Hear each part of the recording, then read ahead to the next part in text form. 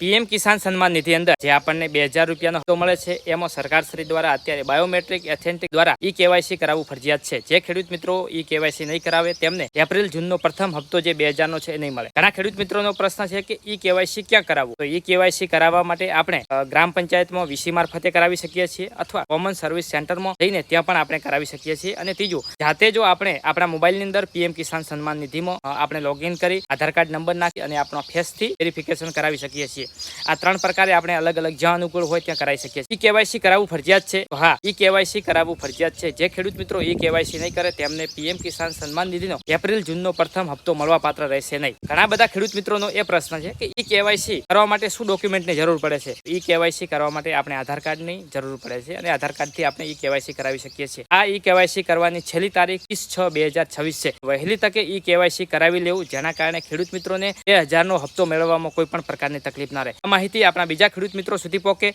ખેડૂત મિત્રો વધુમાં વધુ લાભ લે માટે આ વિડીયો એમના સુધી શેર કરજો।